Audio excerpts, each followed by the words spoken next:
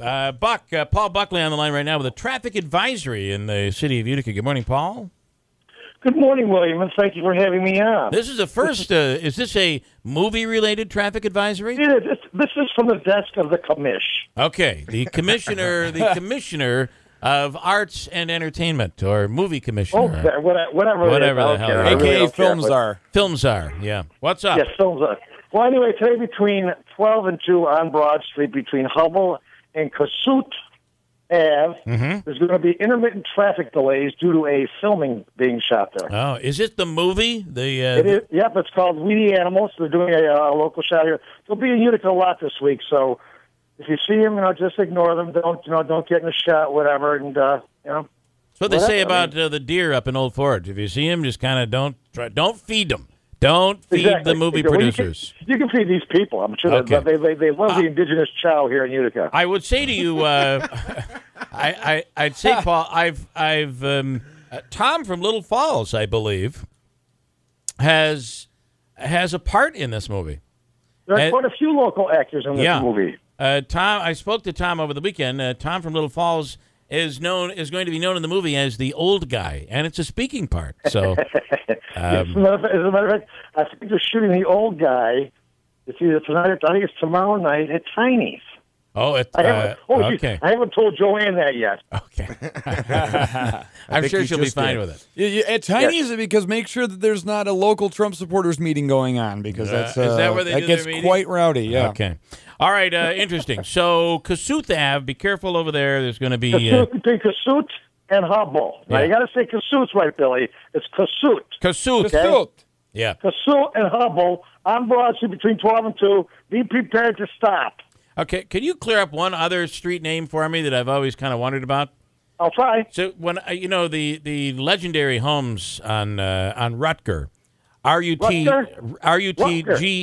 Rutger. It's for some reason people in East Utica pronounce the G before the T. Rutger, or something like that. What the hell is that? I don't get it. I don't know. The dyslexic. I have and no what idea. is the street that Christine always had fun with? Blandina? Noyes. Noyes. Noyes Street. Go down on Noyes Street. Noyes Street. That's a classic, isn't it? No, yes. Yes. No, yes. All right. I guess I never thought about that. No, yes. It's a paradox. Christine has always read it. Christine, right? You read it from being from Miami. You read it from a Spanish standpoint. No, yes. Every time I say it, I mess it up. Yeah. There's something to that. No, yes thing. Never argue with Christina. No way. Noyes Street. No, yes. And no, yes. Rugder. I don't get it. Yeah. All right. Okay, Paul Buckley. So that's Kossuth. Kossuth. And Brigitte. Kossuth and Hubble, 2 o'clock on Broad Street. Okay. Be careful. Thank you very much, William. Okay. Thank you. There you have that. Andrew, you adding to that? Is there more to add here? I was going to say, No Yes Street is the most undecided street in Utica. Do I take it? Do I not? I don't know. Is it one way or two way? I don't know. Christine Bellino, did you see the story on? All right, so let's get into the story about the girl from Johnstown. She's 22, 23, 24 years old. Came up missing. There was a lot of searching going on, if you recall. And all of a sudden, she was discovered. And I do recall coming on the air, having a bit of a conversation here, saying, boy, stuff isn't adding up here. This doesn't seem to make a lot of sense, especially when the artist rendering of the abductor was the Gordon Fishman, the Gordon Fisherman. You know, the guy with the hat? I mean, if you look at it, that's what it looked like. Or it almost looked like an SNL impression of the former, what was the Scottish actor there, the legendary Connery. Yeah, Sean Connery. And I don't know. I that's what it all looked like. And come to find out, police have now arrested her for a false report. What do we know here this morning? Other than the mugshot, is really something. I'll tell you, you talk about the questions that arose immediately after. I have to tell you, when news broke that she was home and safe, I think everyone, everybody was happy. It was because you always think the worst when this happens. But now you're feeling duped. You are, and I know even initially on, you don't know, especially with the way media is today. dribs and drabs leak out, and you find out this is true and this wasn't true, and then things like that. I know initially it was reported that she had been at an intersection and was able to kind of open the door and jump out of the car, something to that effect. Yeah. And then it became about a week later, he let me go. And there were many questions, and police continued to investigate, even though apparently they had their own suspicions. They went forward with this sketch to see if anybody could bring any information forward on this suspect who you call the Gorton Fishman. Yeah, I mean, it looked just like him. It looked like him completely. Or Santa. Or Santa Claus. You know, it's just a puzzling thing. I guess the next question now is why did she do this? Where did she go? And it makes you wonder as well, where was she staying? Was her plan to kind of disappear? And then she went, boy, you know, this living in the forest really isn't all it's chalked up to be. Yeah, well, and I don't want to say, especially with the ticks and mosquitoes. Zika. This is all I'm saying alleged here, but I do know that some reports came out as well that she was possibly being investigated before her disappearance for prescription drug theft, and that had come out after she was found safe. I did see that. Right. And that was actually so that raised a lot of eyebrows. Documented.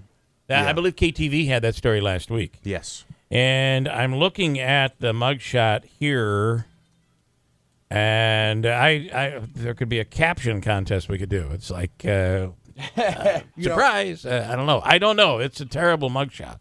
In fairness, the picture that went out when she was missing, you're like, wow, look at this young, beautiful girl. This photo here, if I can say this, it almost reminds me of like what you would see with who's the music star there who shaves her head? Oh, Britney Spears. No, the one Natalie Portman, the country guy's daughter. Why can't I think of Miley her name? Cyrus? Cyrus. I kind of get that Miley Cyrus. The hairdo. The hairdo is similar. Yeah. So, or the hair don't, as some people would say. Well, all I can say is it turns out to be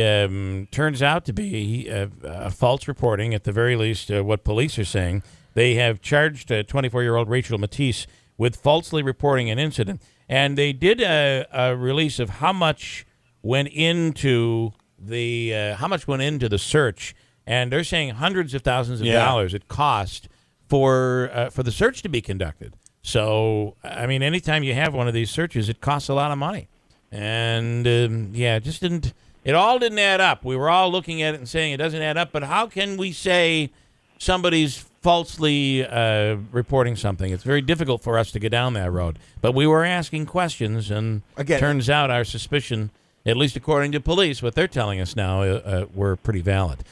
Tom is in Little Falls right now. Tom, this is Tom, the actor. Yes, the big star.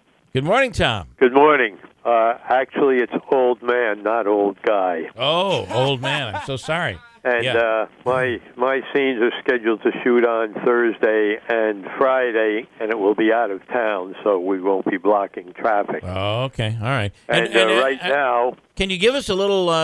you do have lines in this, right? Yes, movie. I do. And could you recite a few lines for us? So it gives us a... Well, just give you an idea. I'm an old man. I've got a garden, and the three young boys who are the lead characters in the play, I catch them stealing veggies from my garden, and that's all I'm going to tell you. Okay, all right. Oh, my gosh. But, old man with a hatchet, I believe this No, there is... No? I do not, viciously attack them, but you may remember there was a movie last year in town, and I had... Well, like Andrew, we both had some non-speaking parts in that, but this year I actually get to speak. Tom, you're near. You're on a landline right now. Yes, I am. Could you hit the number 1 on your phone? I just want to.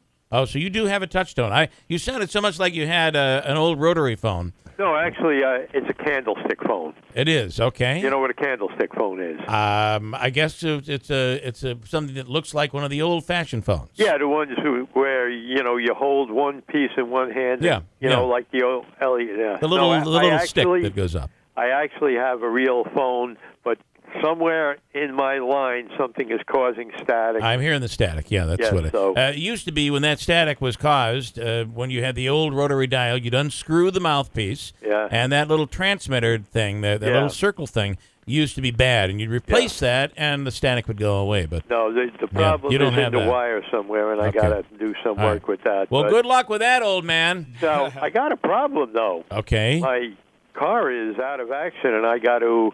Right now, I'm trying to line up some transportation from Little Falls to the, out of town area where I have to go to. How far out of town are we talking about? Newport. Okay. All right, well, the cat's out of the bag. Yeah. Well, no, it's not going to be in the village of Newport. Okay, it's a going to rural be in spot. the rural area around it. Around Newport. Okay, so you need a ride? You need somebody to give you a ride? Well, I'm speaking to family and friends and stuff, but if somebody is, got nothing better to do, but right now at this time, I don't know what time of the day Okay, I have to all go, and I expect to be hearing during the week. Okay, Tom. Somebody would like to help Tom out, 736-0186, filming a big movie, and he has a pretty big part in this movie. Oh, it's not that big, but, Okay, all right. it's a new adventure for a guy who is 74 years old. Yeah, all right. Well, that's Good cool. stuff. All right, Tom, good luck, and if we find somebody to help you out, we'll let you know. Right, bye-bye. Okay, Tom. Rain on Tom's parade, but for the record, I did have a speaking part in last year's film. It was not a non-speaking role. There were lines. well. But, Well, last year's film was this one is actually a little. I hate to say it, Andrew, a little bigger. well, I mean, This the is guy actually from Star Trek was in my movie. This so. is actually being shot on film as opposed to cameras, iPhone. as opposed to digital. This is actually shot on film. And for those that follow any of this stuff, it's a big deal. Here's Christine with an update. 7:50. Good morning. We sounded like such a hometown radio station there for a second, like one of the little hometown type, like a Boonville radio station or something, where we're Tom in Little Falls needs a ride. If you could call, we'll get to that. Caller number 3 is Bob, who's selling an old metal clock there, and if you could give him a call. Caller number 4 on Swap Shop. You're on the air. Good morning. Here's Christine with an update. 7:51. Good morning, Christine.